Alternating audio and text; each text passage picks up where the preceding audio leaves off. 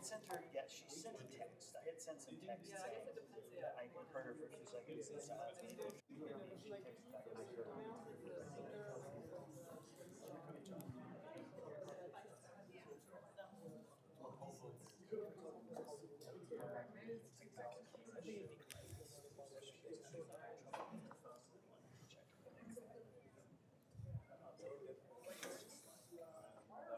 things that seem like a small deal to younger people, a bigger deal.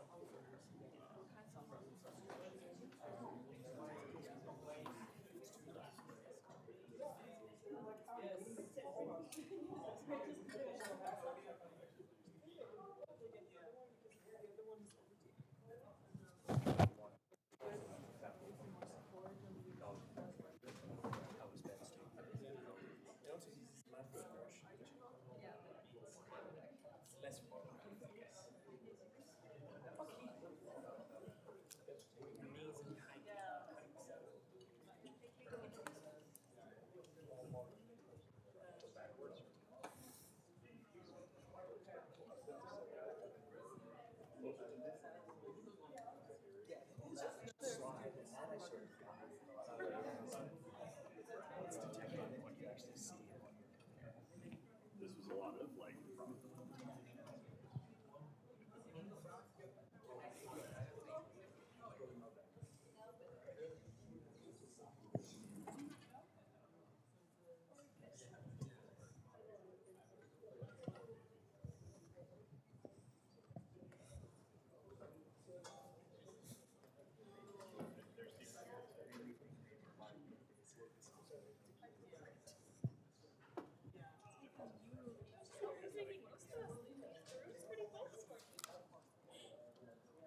Right, we are ready when you are. I'm ready. Is the mic on? Yes. Testing? Yeah. Yep. All right, everyone. Let's get to lecture number 2, quantum computing, quantum field theories. Just to recap what we did yesterday and what I promise we will do in the next couple of lectures. So we said lecture number 1 is going to be more theory, which was essentially Hamiltonian framework for simulating lattice gauge theories. We didn't quite finish this topic, so I'm gonna spend a few minutes in the beginning of the lecture to kind of finish this topic and then move to what is supposed to be lecture 2. But now my planning has changed because of my impressive pace yesterday. So it's going to be more algorithms. And I'm going to tell you some basics and specifics.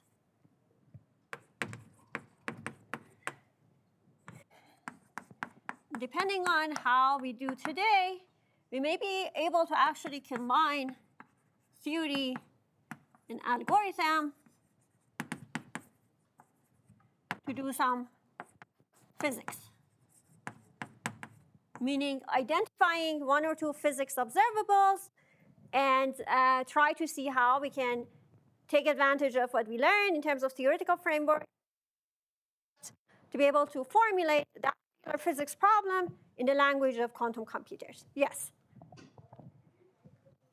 Bigger? OK, I will. Thanks.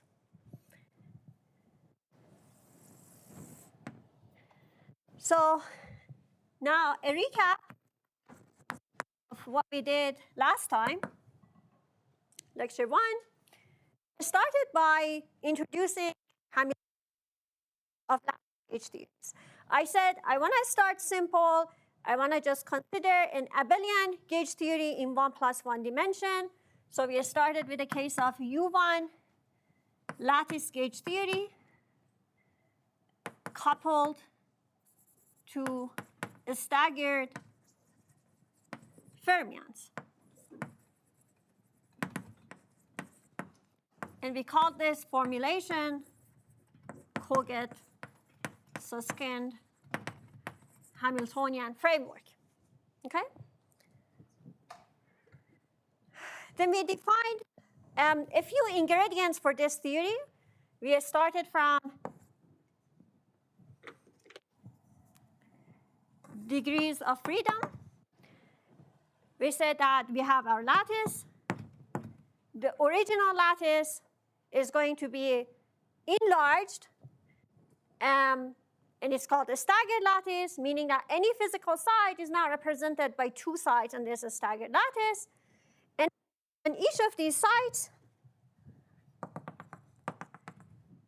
are fields where psi dagger, and then at each of these links, we also had the U and E.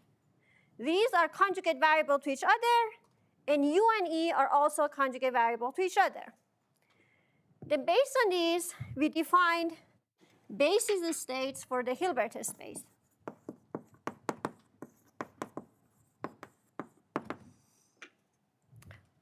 We said that it's Fermi fields at each site. There is a ket F, which could either be 0 or 1, representing the occupation number for psi and psi bar. That didn't necessarily mean the presence or absence of positrons and electrons, because there was this weird staggering that was paying attention to that. But in any case, this is a good complete representation of the fermionic side in terms of the F quantum number. Okay? And then at the corresponding link, then we define these electric field bases vectors that are essentially just integers that are characterizing the eigenspectrum of a quantum rotor. Okay? And then we had to bound these electric fields to a finite integer number between minus lambda and lambda. Otherwise, we can't really encode this theory on a finite dimensional quantum computer or even classical computer. Any computation has to be finite dimensional for us to be able to pursue. Okay? And then we said then we did a cross product of this at site X with the same thing at site X plus 1, and so on. And as soon as I identify my position, then I have sort of a full set of basis vectors that can identify my Hilbert space and therefore represent the Hamiltonian matrix in terms of these. With one caveat that not all of these states were physical, so then we identified physical states, and those were the ones that would get annihilated by what we call the Gauss's law operator at each site,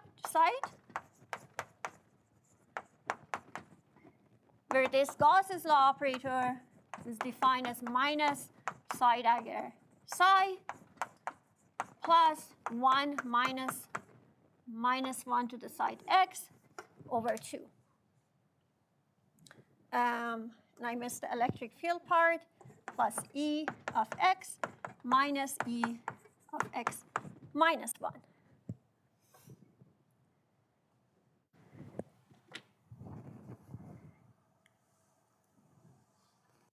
And we should check the notes whether this was plus sign or minus sign. Let me quickly do that. Depending on whether you index from 0 or 1, you end up with a different sign. It's very hard to memorize this sign over here.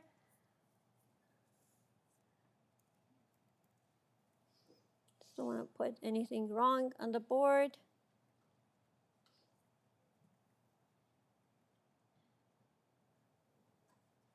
Yes. So that's plus and minus. This is plus, and this is minus. And then we call this whole thing minus the charge. Okay? In the way that we're indexing our lattice from 0, 1, 2, and so on. Okay, so this is what we covered last time, but what we didn't get to was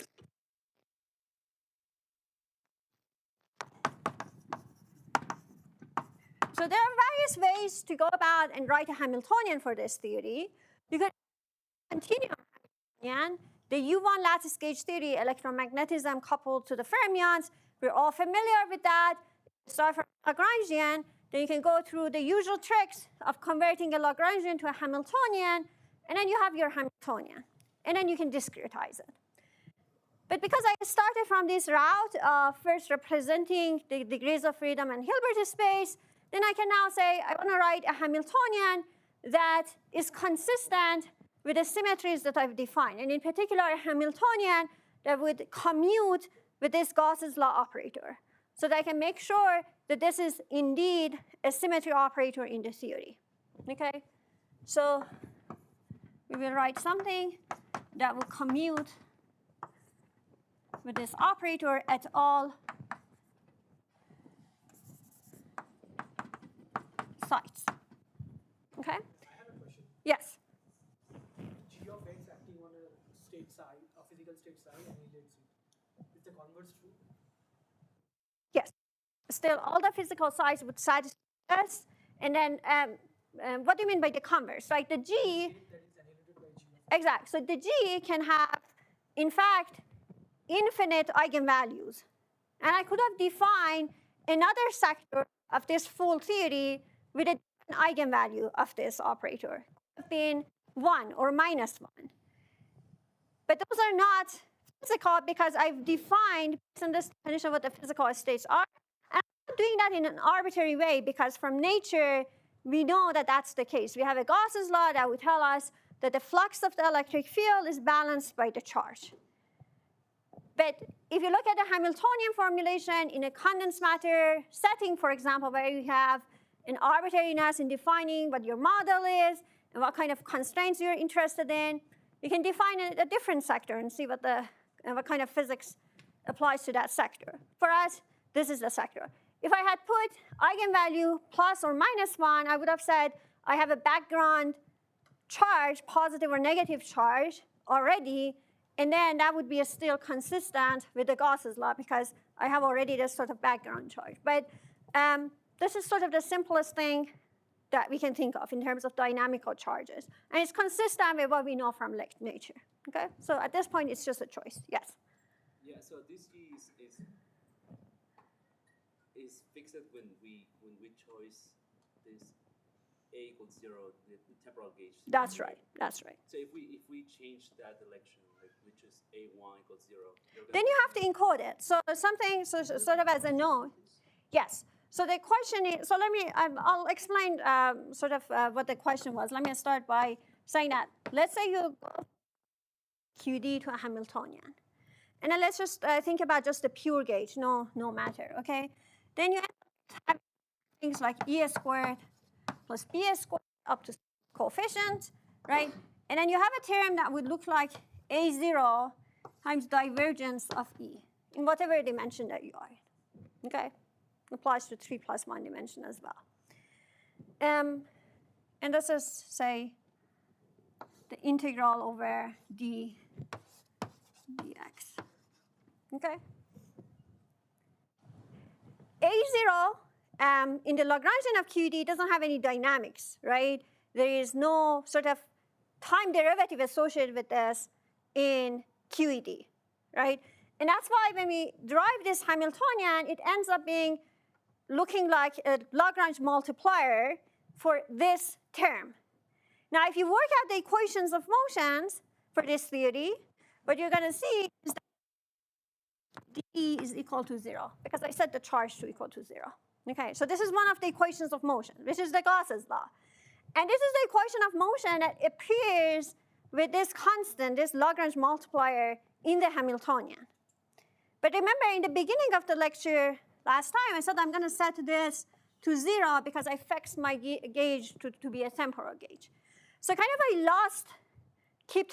lost track of this constraint by being in this particular gauge. But it is part of the theory. It's one of the equations of motion, so you have to satisfy that constraint by hand on the Hilbert space. But you had the choice of going to a different gauge, and then you had to encode this guy as well. It doesn't have dynamics, but it has to be there to represent this term in the Hamiltonian. And then you could have dealt with it that way, but it's not very customary. Okay, good question. So that was essentially the question. Was it sort of, did it have something to do with the fact that we are in this particular gauge? Yes, but it doesn't have anything to do with the fact that this is just the Gauss's law that is very special in QED, just because in QED, A0 doesn't have any dynamics. We are not in the same situation with Ampere's law. We don't have to satisfy Ampere's law kind of by hand on the Hilbert space, because the AI field has dynamics. Ampere's law dynamically is satisfied already in our theory. And by the way, in 1 + 1D, we don't even have the Ampere's law. There's no magnetic field, but just like in general. Okay? Good. So kind of alluded to what the Hamiltonian is going to look like, but just clear this so I can continue below this line. Okay, so now obviously I have many choices for the terms in this Hamiltonian such that those commute with G. In fact, infinite number of choices. But I'm going to just write down the ones that are lower dimensional, so I don't need to introduce higher dimensional operators as usual with sort of our effective field theory constructions of these Hamiltonians or Lagrangians. And by the way, they would also recover what we know of the QED in 1 + 1 dimension continuum. Okay, so it's not sort of out of the blue. All right, so what could be those terms? B, so I would call them HI, HM, HE. And remember, we're still in 1 + 1 dimension. And I'll tell you what's different in higher dimensions. Okay? So HI is the following. It's 1/2A sum over all sides of psi dagger x u of x psi of x + 1 plus Hermitian conjugate.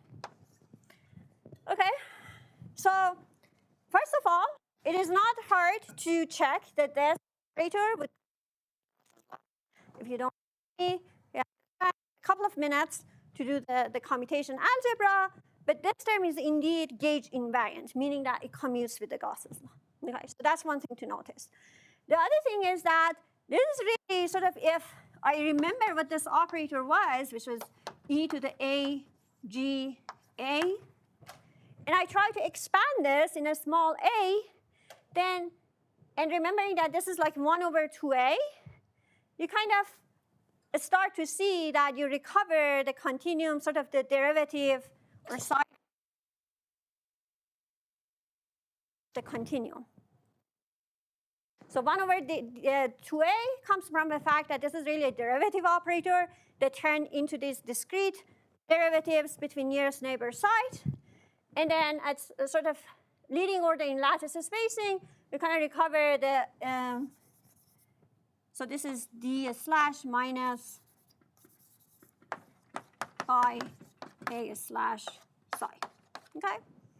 So this is kind of easy to see how it is related to the kinetic operator of the fermions, and then also when they couple to the gauge fields. But anyway, we're not thinking too much about the continuum theory at this moment. We're saying that this is an operator that is gauge invariant, and it's low dimension, and accepted. Okay? So what else do we have? We have H mass, which is some mass, sum over x minus 1 to the x, psi dagger x, psi of x.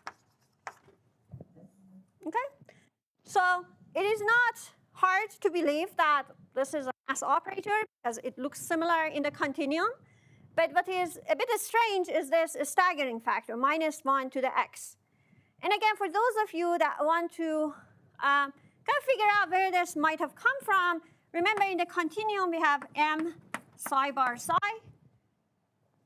where these psi's are the two component fields. So maybe I should note them by a different thing, okay? Which means that this is nothing but m psi dagger gamma 0 psi, where for cogidence skin, their convention is 1, 0, 0, minus 1 for gamma 0. So now if you think about this as a two-component field, where one of the components is now sitting on the even side and one of the components is sitting at the odd side, then you see that the mass term for the upper component is going to be positive, and the mass term for the lower component is going to be negative. And remember, I separated the upper and lower components into even and odd sides. So this is how to keep track of that compared to the continuum theory. Okay? All right, what else?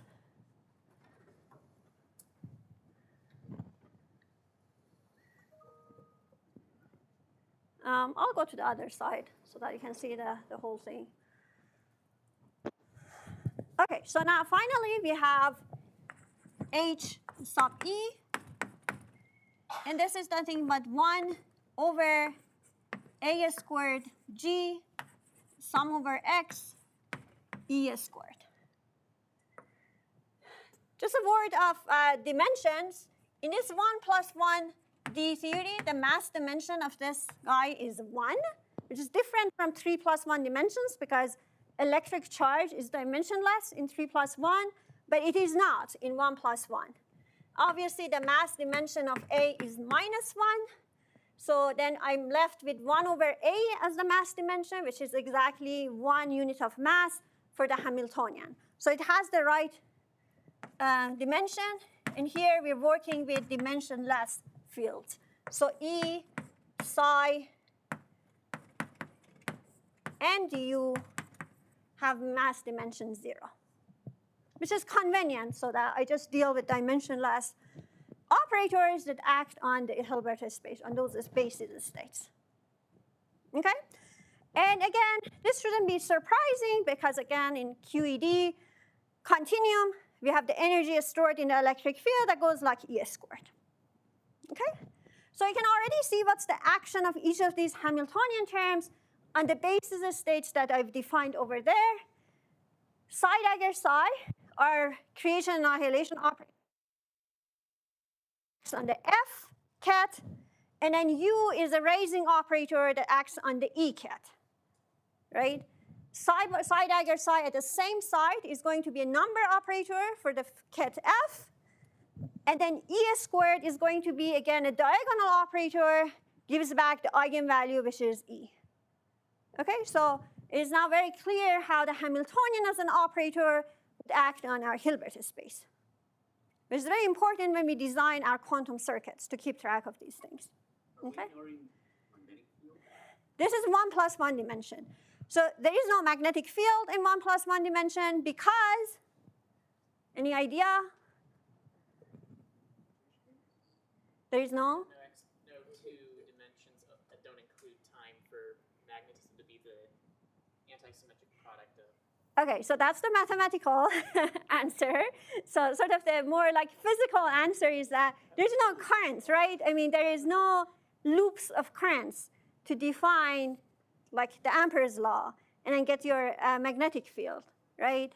So there is no like surface to define a flux of the magnetic field perpendicular to that surface. Yes? During 1 plus 1 d, you have a surrounding boundary condition that can tell you. Should we consider is it interesting? No, because there's still like no flux that would go through your lattices, right? So even if that would have been your current, your magnetic field is not like going through the points inside, yeah?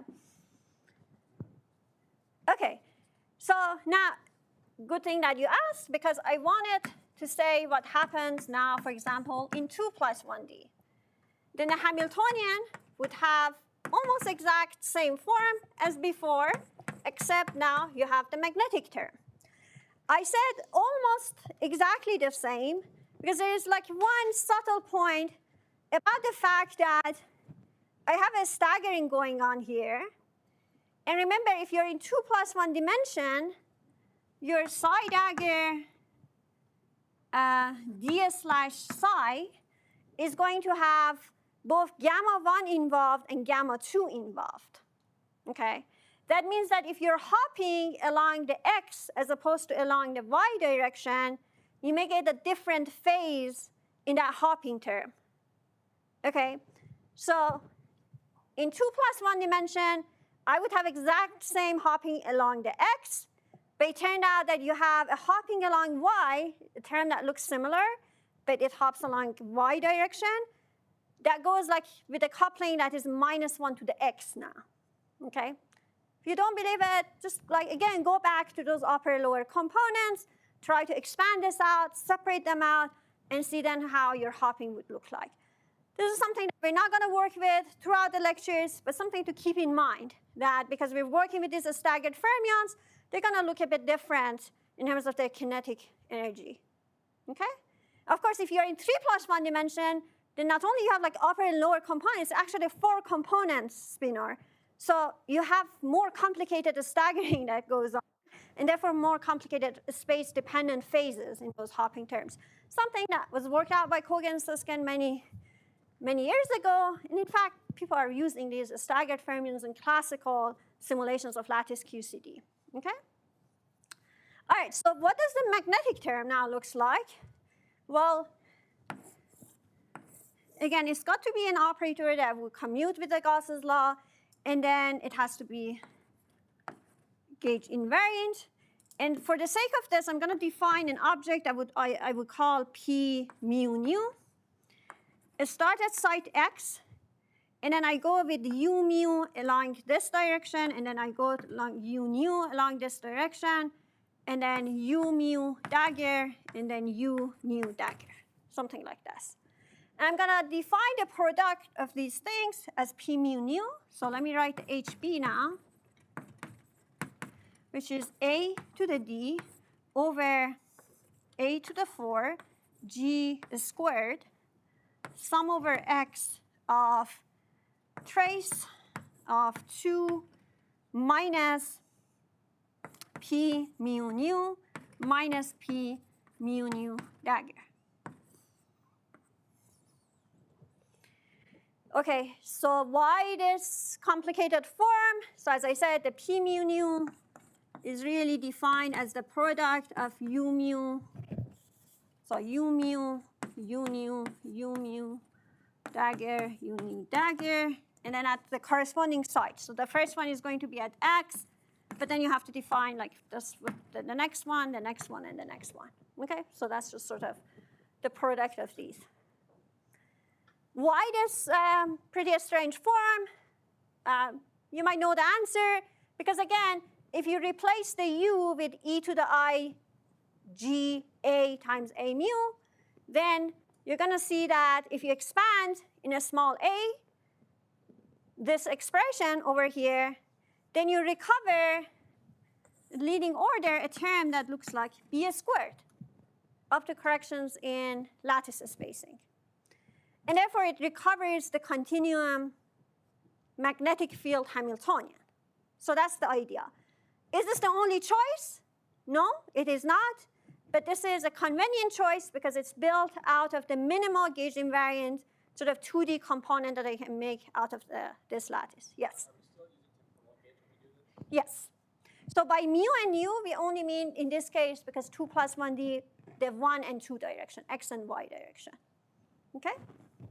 And here, because it's 2 dimension, I could have written this as 2. And you see that the analysis would work.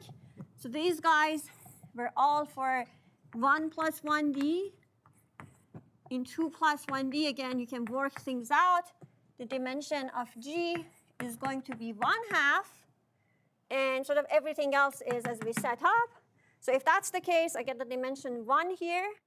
And then I get a squared here, dimension -2 here. It comes to the numerator and becomes dimension mass 1. So all works out. In general, if you have D space-time dimension, then this would go like this.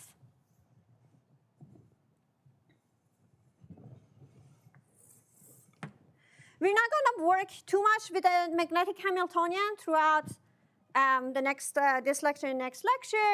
But one thing to notice is that the action of this on our Hilbert space basis vectors is going to be more complicated, essentially because I have 2 raising and 2 lowering operators at different links, so I have to keep track of them everywhere. Yes? Is this somewhat related with Wilson loops, or? Yes, this is essentially the minimal Wilson loop, the smallest Wilson loop that you can imagine. Staggered sides. Yes, between the They're staggered. The same fermion in the continuum. Like This is not even side, this is the odd side. Okay. So once you take the continuum limit, no. So you have to like pay attention to the fact that two of these things would become one lattice spacing. So that's the only difference. Okay, good. I used the trace, so you should have said, well, this is a U1 theory. What does the trace mean? Right? It doesn't mean anything because we're dealing with just like one component U's and E's. It's abelian theory. So in principle, I could have just not have a trace here. And the reason I put it is to say, even in non-abelian theories, your magnetic field is going to look like this, except that you have to take the trace in the space of your group to be able to have a gauge invariant object, right? So you have to get rid of all the indices. So the trace is the way to make this object gauge invariant. Yes? Sorry, I think you just said, but the gauge links, they're linking adjacent odd and even sites? That's or right. odd sites? Adjacent, even, and odd sides. So by staggering, I'm actually also doubling the number of gauge links on the lattice. Two of these gauge links together is like one gauge link. How does that make sense, though? How is there a gauge link between a fermion and the same fermion? I don't know. It doesn't make sense to me intuitively. Well, I mean, in the continuum, right? Yes. So how does it make sense that when you staggered, you have now two gauge links that is connecting one physical site to the other, right? So that's the question. Because originally, let me go over here. Originally, we had like two physical sites with U, and now I have four staggered sites, and each of them is connected with a U, and then this is to the next. And I'm still calling this U. Okay? If you take this staggered theory that is coupled to the U and take its continuum limit, you still recover the same continuum limit if you put the lattice spacing equal to 2a. So this is 2a, and this is a. And this is what is shown in Kogan and Susskind paper. There's no like magic. Okay, so as I said, the cost of staggering is that it introduces kind of more bosonic degrees of freedom. But what it does is to separate out these components of the fermions and then deal at least partially in higher dimensions with this doubling problem that is problematic if you put the lattice on the fermions on the lattices. But like all that you have to do is to just like take the continuum limit of this by realizing that the even and odd sides are upper and lower components, and you still end up with the same continuum theory. Okay? Yeah. Is that not A and A? You want the lattice spacing A to be between one physical fermion and the next physical fermion? The A, so this is the A staggered is equal to, yeah, good question. This equal to A. This is the identification. Okay? Good. All right. So this is all I want to say about the Hamiltonians. Any questions? Yeah. So when you do the cutoff for E, I guess it's related with the cutoff of B, right? How can you see? The cutoff on P? Of E Yes. is going to be related with the cutoff of B, right? So I'm not putting any cutoff on P, okay? So you have identified your basis states. If I had told you that my basis states are going to be the one that would diagonalize these U operators instead of E, then I could have introduced a different set of cutoff or truncation to make the Hilbert space here finite dimensional, and then that would have some impact on the action of the electric field on your state. So similarly here, you're putting a cutoff on the electric field. What would happen here is that if you reach the highest level that you have allowed, and then you put a raising operator at that level and act by this operator at that level, then you're going to get 0 as opposed to get the next level because I'm cutting off the theory, right? So indeed, it would kind of constrain the action of these raising operators or even the lowering operators. So that's the only. But the thing to notice is that it happens kind of at UV. The reason being that your electric field term, which is here, is proportional to E squared, okay? So the larger the lambda, the larger the energy of the states gets, quadratically larger, and therefore the higher lambda means higher energies and higher excitations. So the truncation effects are going to be more severe in the UV, and they are going to be more under control if you think about low energy states and grounded state and so on. Okay? Yes? Why is it 1 over G instead of G squared on the electric Hamiltonian? Did I make a mistake? I would have thought it's AG squared. Very good. But all in the numerator. Yeah. Like the Hamiltonian. No. It can be. Let me see. G squared is profound. So G has dimension 1, A times G is dimensionless, and 1 over A is dimension mass. So this is definitely like so. Dimension fully, it makes sense, but So usually the electric Hamiltonian is proportional to G squared. the reason is that usually people call the dimensionless electric field L, and this is nothing but E, which is different from our E, divided by G. So if you go back to, for example, original Koget and Susskind papers, he introduces something like this, which is dimensionless, but the electric field had dimension 1, but I'm not doing that here. Okay? Good question. Yes? Think about taking the continuum limit then into space. You have a UV cutoff, lattice spacing. Do I have to scale lambda, the electric field cutoff, proportional to that? Very good question, yes. So in taking the continuum limit, we have to be careful. So what is the continuum limit in this case? And this is something that I wanted to say later, but maybe it's a good time to talk about that. So the continuum limit means that A goes to 0. Okay? So I can rescale my Hamiltonian to become dimensionless, and then that would mean that I can actually put in A times G squared over here, and then interpret the continuum limit just as AG goes to 0. This is what we call the continuum limit in this theory. Okay? So what that means is that, again, in terms of the rescaled time, maybe I'll write the rescaled Hamiltonian here because I'm going to need it anyway for the next part of my talk. It is very convenient to work with a rescaled H, where I'm going to abuse the notation and still call it H. You can call it H tilde. I tell you what the connection to that other H is. I define a coupling X with a different font as my lattice spacing X. The position index X. Psi dagger X, U of X, psi dagger of X plus 1. Conjugate. And then plus sum over X E squared plus mu minus 1 to the X, psi dagger X, psi X. And then let's just focus on 1 plus 1D for now. So now this new X coupling is defined as 1 over A squared G squared, which is dimensionless. And then the mu coupling is 2m over, and I have to check this, so m and g we cancel. M and g cancel, and I need, therefore, a g squared here to make it work. Okay, so you see what I've done. This term, I have multiplied that Hamiltonian over there by 1 over, so let me call this H tilde, which is like 1 over A squared, G squared of the original thing. I have a question. Yes? On the board, I see 2 psi daggers. Is that a typo?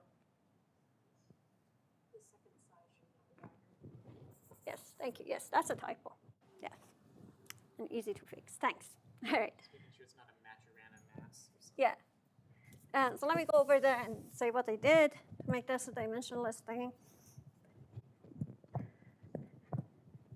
So I multiplied this Hamiltonian essentially by 2 over A G squared, and then I would call this full thing the new H for all the terms.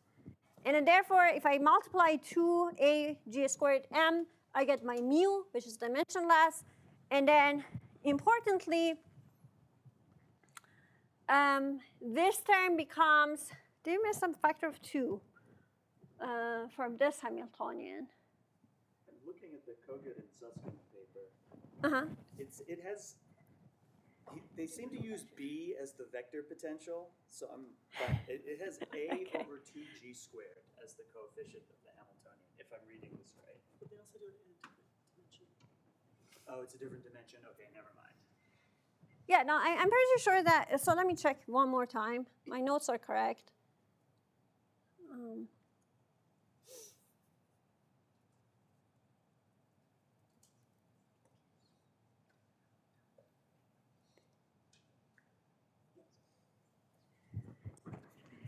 Yes, this is correct. G squared A over 2. Now it's better because if I multiply by 2 over G squared A, I get 1 over here. And the dimensions work, yes. Thanks for correcting that. So now dimensions work because G times A is dimensionless and G has dimension 1. So Hamiltonian here is dimension 1. But now I've defined these dimensionless couplings. Okay, so as I said, continuum limit is like when A times G goes to 0, because A goes to 0 for any finite G, then that means that X should go to infinity, okay? So if this term is going to infinity, that means that this hopping of the fermion on the lattice is the most important thing that happens in the dynamic compared to the rest of the terms, and in particular compared to the electric field.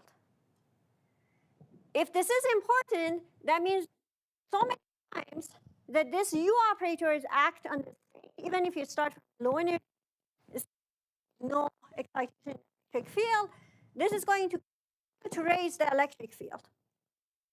And therefore, as you take the continuum limit, you actually need to raise this cutoff on the electric field more and more to be able to capture the right physics. Otherwise, you're making a lot of errors in that finite dimensional approximation.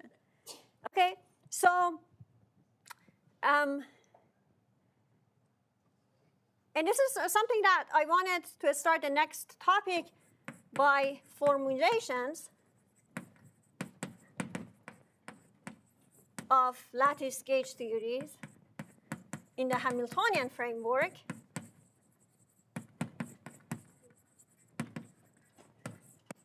Because that already tells you that you have different options for representing a Hilbert space and therefore a Hamiltonian. In this case that I've been discussing with you throughout yesterday and today, we have decided to go to a basis where this electric field operator is diagonal. But then I had to cut it off, and I see that towards the continuum limit, it might not be actually the best basis to work with, because that means that I have to have very large cutoff and this quantity, and therefore I need to encode this quantity or this Hilbert space into more qubits eventually, okay? So in the weak coupling limit,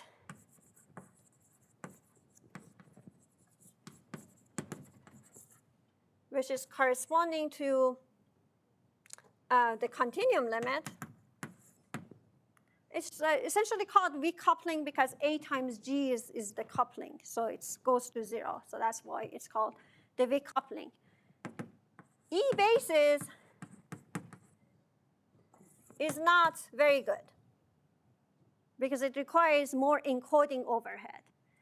On the other hand, if you go to U basis, or even if you're in higher dimensions, you can go to the B basis. They turned out that these are better choices. But I haven't told you what these bases are. And in fact, it is a very hot topic at the moment to kind of characterize the bases that would diagonalize either the U or this combination of the U operators. And in that case, you have a better sort of convergence to the right theory towards the continuum. Yes? When you say recoupling as you take the continuum limit, are you assuming it's kind of like asymptotic freedom or something? So at this moment, no, I'm not making any assumption. I'm just saying that my coupling is G or A times G, this rescaled coupling. And when that goes to 0, it gives me the continuum limit because A goes to 0. Or I can interpret it as G goes to 0, which is coupling. So it's just like the naming at the moment. Okay? Yes? I was just saying, for this, under 4 dimensions, the coupling in Yang-Mills is positive mass dimension, so it's kind of like trivial asymptotic freedom. But then in 4 dimensions, you do have asymptotic freedom. So this is true in 1, 2, and 3, and 4 dimensions. So U1 gauge theory in 1 plus 1 dimension is very similar in terms of the qualitative features with 3 plus 1 QCD. Okay, not QED. 3 plus 1 D QED is very different compared to the QCD. And one of the reasons that a lot of people work with this 1 plus 1 dimensional theory, which is called Schwinger model, if you heard of that term, is that it has a lot of similar features as with the QCD in 3 plus 1 dimension, but it's simpler, it's 1 dimensional, it's abelian, but it has confinement, it has chiral symmetry breaking, asymptotic, like all these features that we know about QCD to be very like non-trivial, non-perturbative aspects of QCD, they end up showing up in this QED theory, okay? So that's why it's kind of a very nice testing ground for a lot of these frameworks and algorithms that people develop. All right, what about the strong coupling?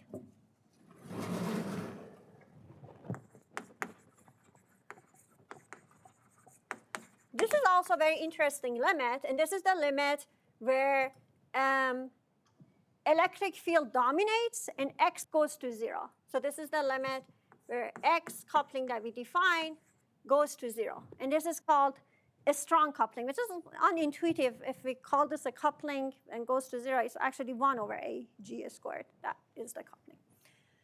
So what about this limit? Well, in this limit, it is the electric field that would dominate, right? And therefore, you can start by characterizing Hilbert space in terms of the electric field excitations created out of the vacuum or out of nothing, okay? So let me give you an example.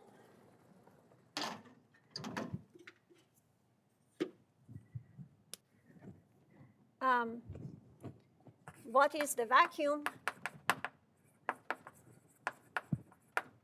in the X goes to 0 limit or a strong coupling limit?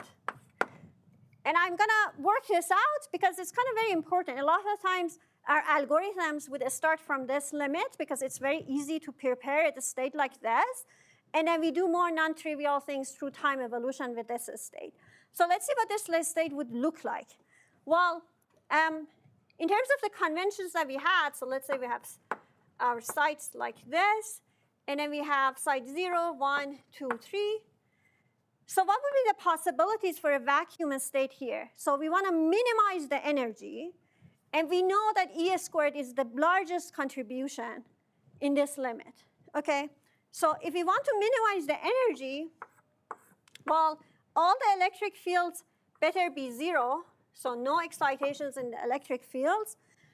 But then what about the occupation of these fermions, okay?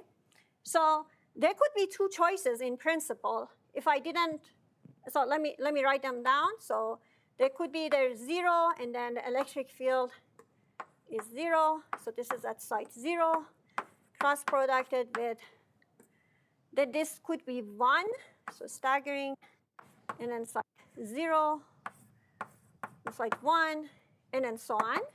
So I have a situation when I have an occupation that is 0, 1, 0, 1, or I could have the other way around. I could have 1, 0, 1, 0. So let me write it down.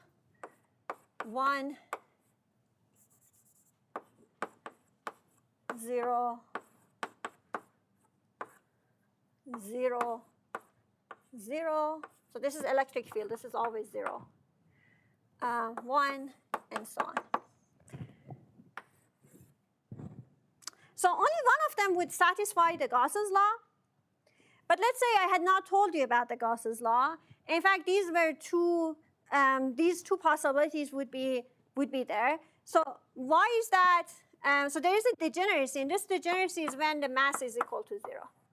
Okay, so this would be the vacuum, which is doubly degenerate if m is equal to 0. Why is that? If the mass is equal to 0, there is no staggering term in the Hamiltonian. So if I didn't know about the original sort of Hamiltonian that we started with and the constraints and everything, I just look at this lattice Hamiltonian and the mass was 0, so I didn't know even about the differences between the even and odd sides. And I wanted to write the terms that would kind of minimize the Hamiltonian, then I would have had two choices. Okay? And those are the two choices. You have sort of these alternate occupations of the even and odd sides, and the electric field is 0 everywhere. And these two are degenerate. Only one of them is going to survive if mass is not equal to 0. And that's what we call the strong coupling limit for the massive Schwinger model. So let's see which case it is. Well, H mass for case number 1 is what? Well, I have a 0 occupation of the first side, so that gives me m times minus 1 to the side 0 times occupation 0 plus m times minus 1 to the 1 times, supposed to be 1, 0, 1, or 1, 0, times occupation 1, and so on. So this is going to be 0, this is going to be minus m, and so on. So I'm going to have n divided by 2 times minus m for the energy that comes from the mass term here. But for option number 2,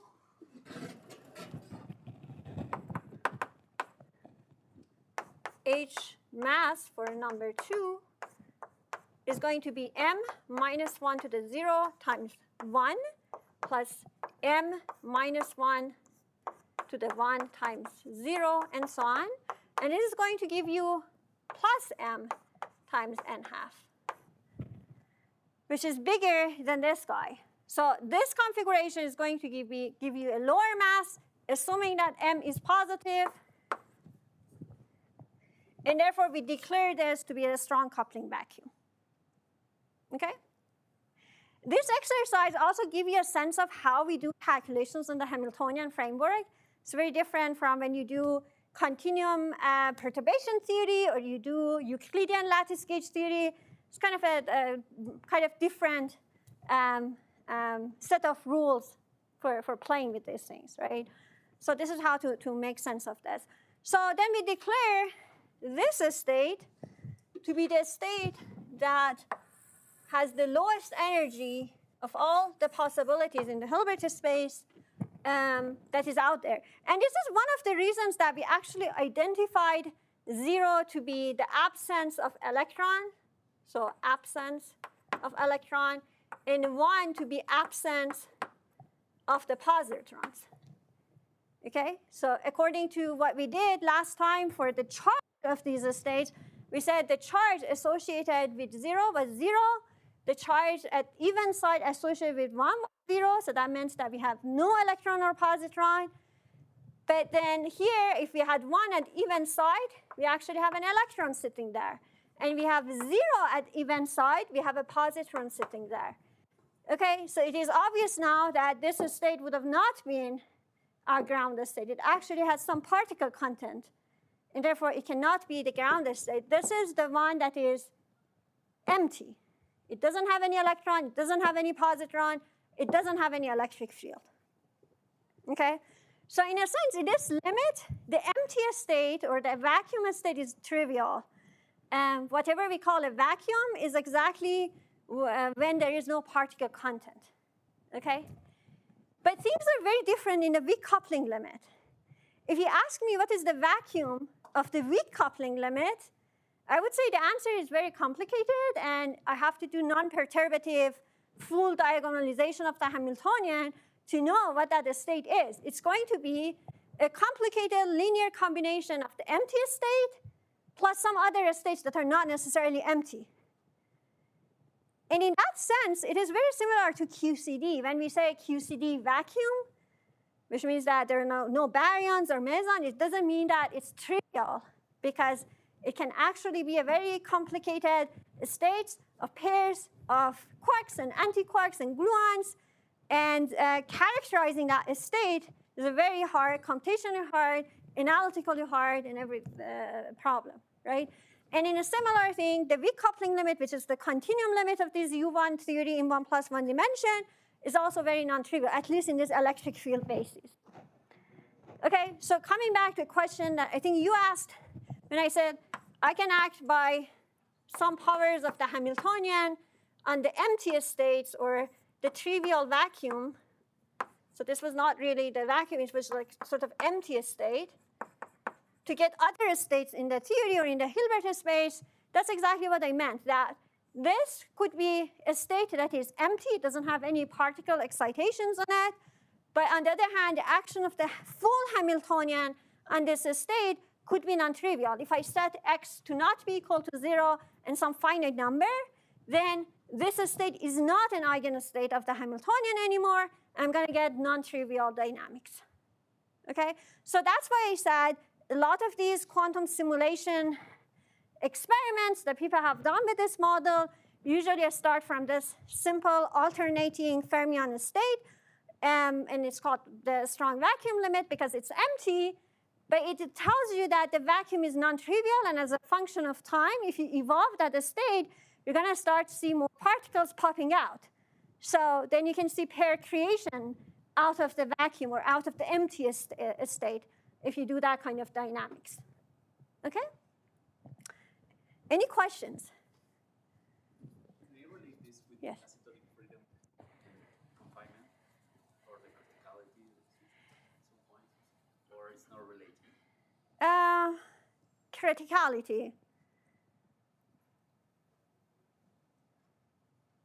I have, yeah. So let me get Tom's answer. Tom, what did you say? I said she has confinement, but not asymptotic freedom. That's right. Yeah, I'm not sure about the asymptotic freedom, but definitely the so the question is, does this theory have confinement and asymptotic freedom, and then the continuum limit is critical?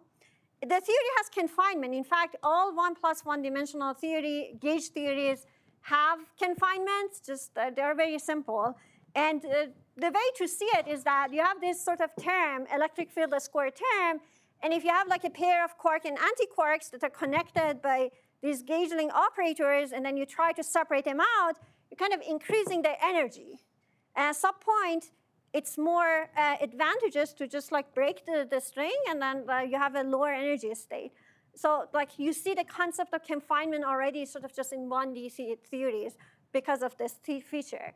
In higher dimensions, the mechanism of confinement is more complicated than that, whereas in 1D theories, we have confinement. But the theory doesn't have asymptotic freedom, and I think that's what I remember, that's what Tom is confirming. Okay? All right, any other questions? All right, so let's talk about one more thing before then we move to talk about quantum computing in the basics. And I think I can do that already in this board. Okay, I'll finish with this in 5 minutes. I mean, I'm behind, but we'll see. I mean, there is no point in talking about quantum circuits for something like Shunyamada if you don't actually know what the Hilbert space is and what these operators are and what sort of different asymptotic limits are. So we have to understand the physics first before trying to describe it using quantum algorithm. And that's why I'm taking my time, but we'll get there.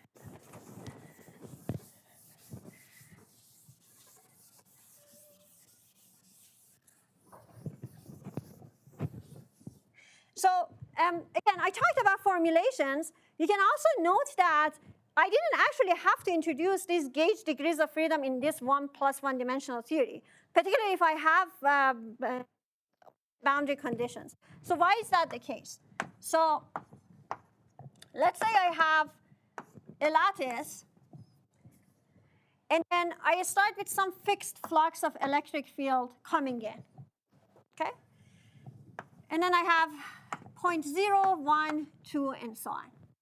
Now I claim that the Hamiltonian that I wrote over there, like the full scale Hamiltonian that I have over there, I could have actually gotten rid of the U and E fields in that expression and write everything in terms of the fermionic field. Okay? So that's a big claim, but it's very consistent with this intuitive fixture that kind of in 1 plus 1D, there is no dynamic in the gauge degrees of freedom. In fact, you have to actually have like a magnetic field to have sort of dynamical degrees of freedom, it turned out.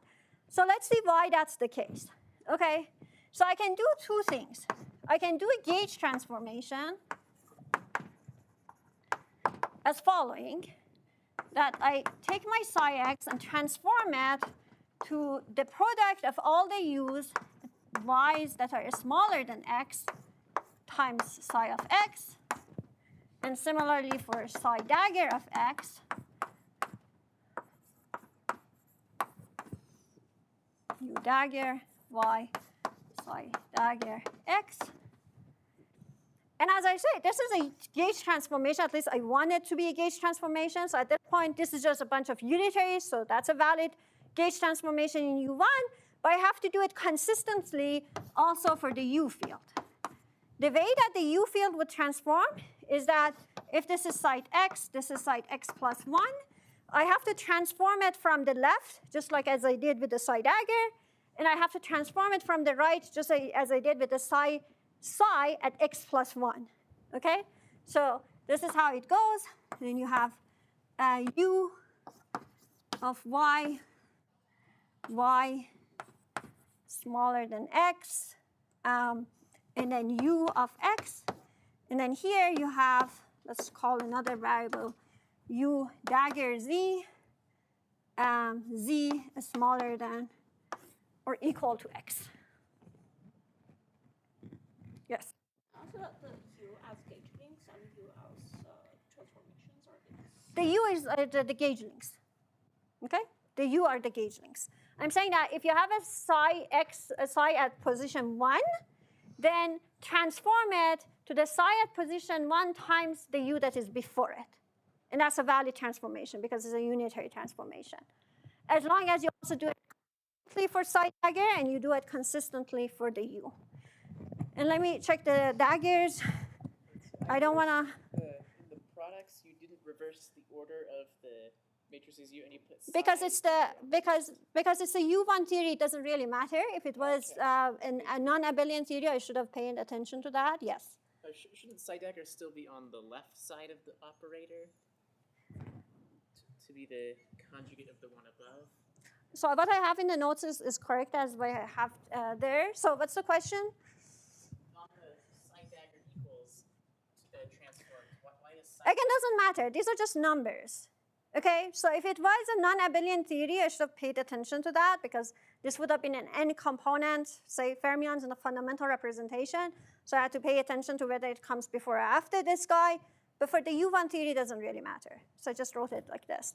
We are happier, and I had time, I would have like erased it and write it in a way that you like. But this is like equivalent in the U1 theory.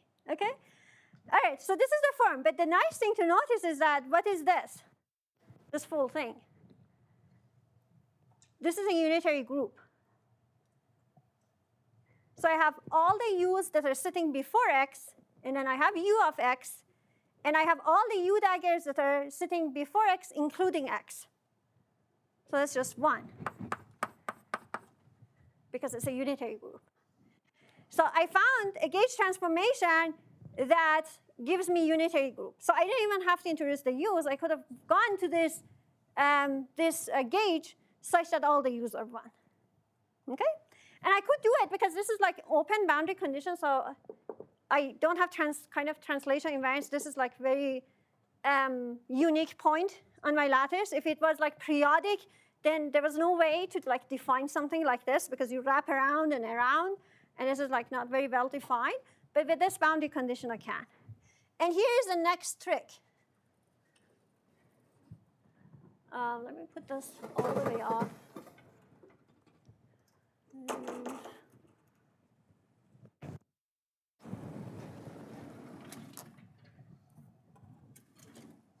All right. Yes. This might not be important, but should I usually put like a marker on some of the U's as well? It's the U being used for a gauge. And of course, if they're the same, then we can transform U to one. We could imagine doing something that doesn't Yes, but I'm saying that all, because it's a gauge theory, all those different gauges are equivalent. So if I do physics in a gauge where the U's are 1, that's physics equivalent to if I do it in a different gauge. So why not working with this gauge as opposed to something else? Okay? So this is number 2. You can actually replace, so solve for E using Gauss's laws. So why is that? Because, well, what is E0? If I look at up there in the board, the E0 is going to be E0 plus the charge that is sitting at 0. Because the difference between the E that comes out of 0 and then E that goes into this is going to be the charge that is sitting at that point. Yeah? It is a fixed E0. So that's the open boundary condition.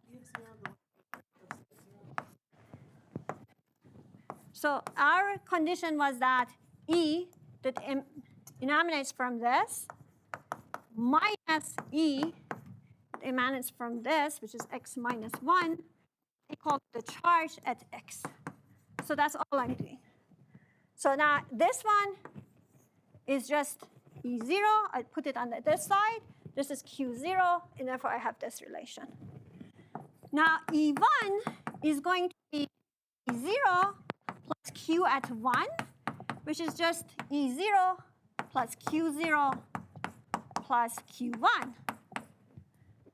And you can continue doing this to end up with E of x to E0 plus sum over all Qx, where x goes from 0. So this is y from 0 to x. Okay, so what that means is that, first of all, hi can be just written in terms of psi dagger x psi x plus 1 plus Hermitian conjugate in this new gauge. And these are like redefined psi's, but in this new gauge. So they still have the same spectrum of 0 and 1. So we can just call them the same size. And then HE, which was E squared, is now going to be E0 plus sum over these charges, which if you remember was psi dagger x, psi of x. Now I don't remember the signs again, but check with your notes what the Q. It doesn't matter because it's a square. I guess it matters up to a face. All right, so x over 2. And this is supposed to be y from 0 to x. This whole thing is squared, and then sum over x. So you can replace the E squared term with a term that is proportional to just the fermionic operators. It's more complicated because now you can have fermion densities at site x and fermion density at site y far apart to talk to each other. So you have this non-local interaction, but at least you don't have to encode the U and E into a set of qubits. Okay. This is y. Thank you. Everything is y. But the sum goes from 0 to x, and then you're summing over x2. Okay, so do you know what kind of interaction this is? It's a Coulomb interaction, but it's kind of linear, but that's okay because it's 1 plus 1 dimension. In 1 plus 1 dimension, the Coulomb interactions are linear. In 2 plus 1 dimension, they are logarithmic. in 3 plus 1 dimension, they're like 1 over r. Okay? So this is kind of what was expected. And in fact, now, because you have this linear potential, that's why you expect confinement. It's just a little bit feature of a spring with a string constant k, in this case, the string tension associated with this theory. Okay? Any question?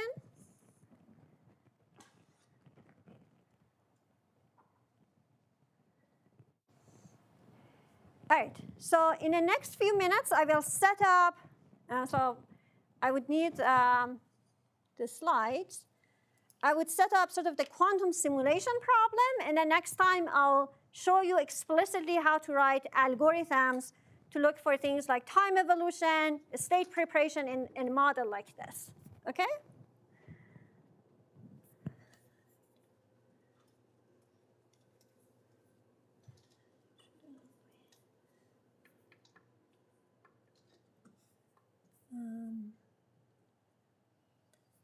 All right.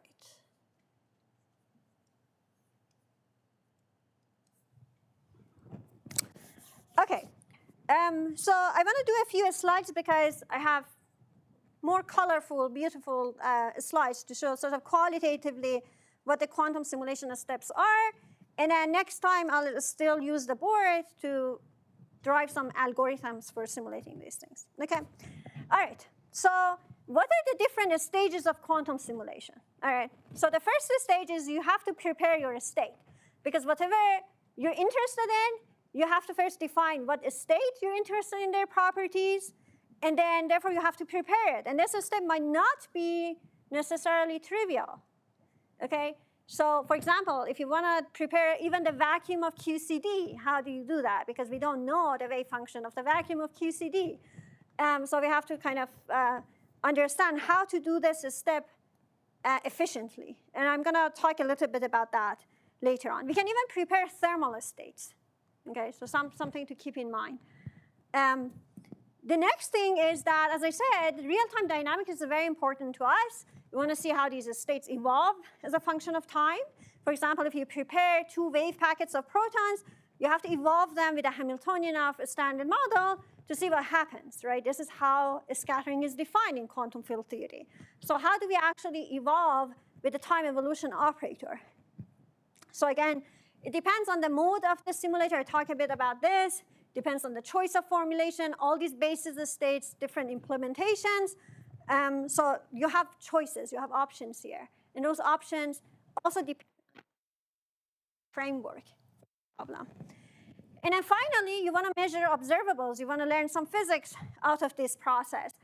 And this step by itself might also require non-trivial circuits. Depending on the type of quantity that you're interested in, you may have to actually do a little bit more to gain access to those properties. For example, if you want your correlation functions, how you can set up a circuit to access a correlation function. And remember, reading of the entire state is not efficient because there's exponential amount of information in your wave function. And if you want to collapse it in terms of classical information, there's no way you can store it or process it. And therefore, you need to find efficient ways of learning things about that state that doesn't require exponential number of measurements, rather polynomial number of measurements in the system size. And there's some progress on that front as well.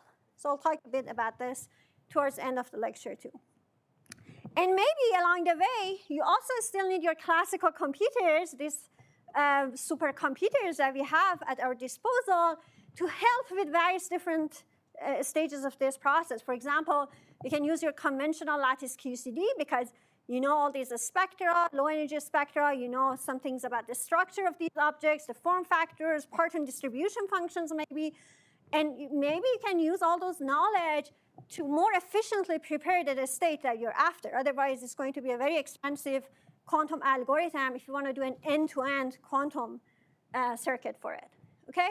And eventually, as I said, there's so much information in the final state, and maybe you still need your classical computers, maybe even some sort of machine learning or quantum machine learning to learn something about the properties that you're after in highly quantum mechanical state. Okay? So I told you that this time evolution operator depends on the mode of the simulator. What does that mean? Okay? So we want to understand how we can actually evolve with e to the minus IHT. And you see, I'm not going to talk about state preparation now. I'm not going to talk about observables now. This is one of those routines that is very important, and sometimes it's actually also a sub-routine into a state preparation, a sub-routine into measurement process. So it's very important to understand how to do this step. And then once we've done that, we can talk about algorithms for the other stages. Okay? So let's focus on this. So how can we evolve the state?